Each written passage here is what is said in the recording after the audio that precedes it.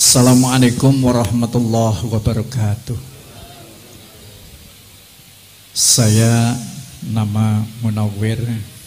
Sebenarnya saya paling pekewuh di Klaten ini dengan saudara kami Mbah Yai Mukhlis Hudaf. Namun ini saya anggap sesuatu yang wajib saya harus ikut, yaitu berbicara. Yang pertama, masalah nasab habaib ini memang perlu sekali ada keilmuan. Karena apa? Karena di Indonesia ini sudah menjadi apa itu benang ruwet, atau kalau terjadi fitnah saling menyalahkan, ini menurut saya kita itu punya bapak, yaitu PBNU. Jadi kalau PBNU tetap menolak bahsul masail, masalah nasab, ini jangan-jangan dosanya yang akan memikul PBNU.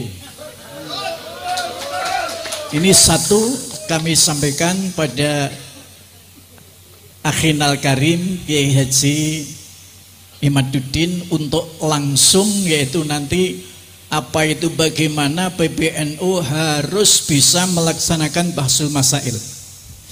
Karena keilmuan harus kejujuran, sehingga ilmu itu tidak diremehkan. Kenapa? Saya lihat apa itu PBNU sampai sekarang ini, kita lihat di YouTube, rasanya masih tidak merasa penting. Tapi kalau di bawah yang namanya setiap habaib yang bicara merendahkan pribumi, kemudian pribumi menjawab, saling yaitu berargumentasi merasa benar, tapi tidak ada yang menjadi apa itu mediator. Ini kan semua ini adalah warga NU yang dirugikan. Muhammadiyah tidak ada hubungan dengan habaib. Lainnya juga begitu. Apa habaib itu menurut Muhammadiyah? Tapi di NU itu sudah yang namanya tawaduknya terhadap ulama. Kemudian apalagi ulama itu pakai peci serban. Tapi kalau habaib lebih hebat, pakai jubah, sehingga orang-orang bodoh itu menganggap itu lebih hebat daripada ulama-ulama NU. Ini sangat-sangat kita sayangkan. Maka saya mohon ini untuk ditindaklanjuti Gus Imad sama Gus Fakih, bagaimana NU di bawah ini nanti bisa menggugah dan bisa benar-benar bangkit PBNU untuk bisa melaksanakan bahsul masail. Kalau tidak mau, gerutuk oleh Banser, Ansor, Pagar Nusa, gerutuk di PBNU. Ini bangsa Indonesia, NU ini baru menangis. Kenapa kamu diam saja? Mbah Kiai Miftahul Akhyar, Gus Yahya, ini mampu atau tidak memimpin NU? Ini menjadi tanggung jawab sebagai PBNU. Yang menangis adalah bangsa NU yang di bawah bangsa Indonesia, yang dari NU ini menangis semuanya. Kalau terjadi fitnah, dibiarkan saja. Siapa yang dosa paling besar adalah PBNU. Saya sejak Gus Imad di Hotel Solo, saya di sana.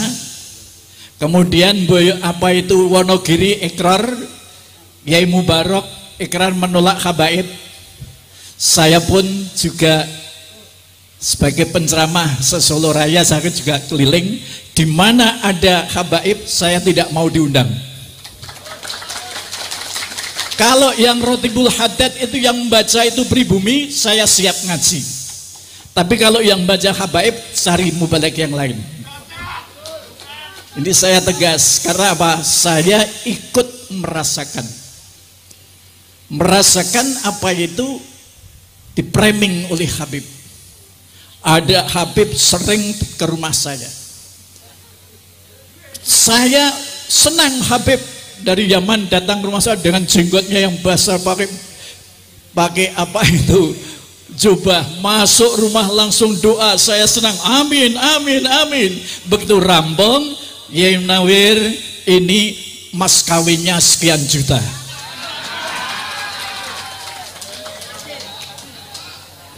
Baru puasa kemarin saya ngaji di pondok pesantren Al-Falah Sukoharjo. Iyai siapa itu? Sing Mayang itu, Mas Setio itu kan teman saya. Saya dulu itu sejak awal pesantren kok tarweh 11 tak sengeni. Akhirnya tarweh 13. Pondok pesantren harus tarweh 13. Akhirnya saya diberi beban oleh Mas Tio, pokoknya jenengan setiap Ramadan harus di sini atau itu ngimami tarweh 11 atau 13 karena saya yang merubah. Kemudian puasa kemarin beliau seperti kena gendam, didatangi 5 Habib minta 10 juta. Masuk rumah berdoa, kemudian minta mas kawin, seperti tidak sadar. Setelah tidak sadar, istrinya suruh ambil ke ATM, ambil 10 juta berikan. Setelah keluar, sudah pulang, Mas Setio itu, Kiai Setio itu gelo. Loh, saya kok nggak sadar sama sekali. Jadi kalau di sini apa itu sampai itu kemana-mana, ini akan jadi korban orang-orang NU. Kalau itu minta tidak menentukan, itu sudah sikapnya para kiai, mesti tamu habaib mesti disangoni. Tapi kalau sudah meminta sekian juta, maka itu sudah melanggar hukum. Inilah yang kita khawatirkan. Kalau kita yang didatangi masih bisa bicara, bisa membantah, bisa padu saya sampai kalau Anda memaksa akan saya panggil kantor polisi untuk kesini. Siap saya panggilkan lewat HP. Dia takut, akhirnya pamitan. Tapi uang yang sudah saya siapkan tadi sabet ke, apa ini? Nggak ada 7 juta. Kemudian akan pulang, yuk dibawa. Seadanya dibawa. Inilah kenapa saya sampai harus bicara begini, karena memang saya dengar di mana-mana. Seperti saya masih mengenal, saya itu masih dulu sering mengantarkan ngaji Mbah Kiai Sa'dullah Romone, Mas Kiai Mufidnya. Dia pernah bercerita juga begitu cerita-cerita yang begitu, Masya Allah. Oleh karena itu saya mohon Gus Imad, Gus Fakih dan Gus Kori semuanya mohon, ini benar-benar PB harus bisa menggelar bahsul masail keilmuan, jangan diremehkan ilmu. Apa artinya ajang bahsul masail di PB kalau satu ilmu ini ditutup? Masalah habaib, masalah nasab ditutup, berarti PBNU tidak jujur. Maka itu wajib digeruduk, harus bisa menyelenggarakan bahsul masail. Percuma Gus Imad setiap hari keliling kemana-mana, tapi hanya di ekornya kopat kapit neng isor, neng dhuwur dia hanya ketawa-ketawa. Inilah yang perlu kami sampaikan. PB harus memfasilitasi adanya bahsul masail, harus sukses. Kalau tidak sukses, apakah pasukan Wali Songo tidak bisa punya kekuatan untuk bagaimana PBNU melaksanakan Bahsul Masail. Gunakan pasukan untuk menyadarkan PBNU untuk menyelenggarakan Bahsul Masail. Karena apa? Itu kunci. Kalau nanti sudah digelar di PB, nggak usah Gus Imad itu kelali kemana-mana. Sudah ini hasil muktamar, hasil apa itu Bahsul Masail PBNU, itu sudah langsung berikan pada habaib. Sing rewel, inilah hasil PBNU, ini hasil Bahsul Masail PBNU. Itu sudah cukup sehingga tidak terjadi fitnah yang menjadi apa itu saling menyalahkan. Kadang-kadang lucu. Saya itu kenal akrab dengan Habib Novel. Habib Novel itu juga sembrono. Siapa yang mengkritik Habib? Iblis. Ya Allah, Beb, kamu itu umurnya berapa? Baru kemarin. Sudah begitu. Tidak punya hak untuk mengatakan semacam itu. Bahwa Islam ini adalah rahmatan lil alamin. Banyak ulama-ulama NU yang lebih alim. Kamu itu seberapa dibandingkan ulama-ulama NU? Inilah yang perlu kita sampaikan.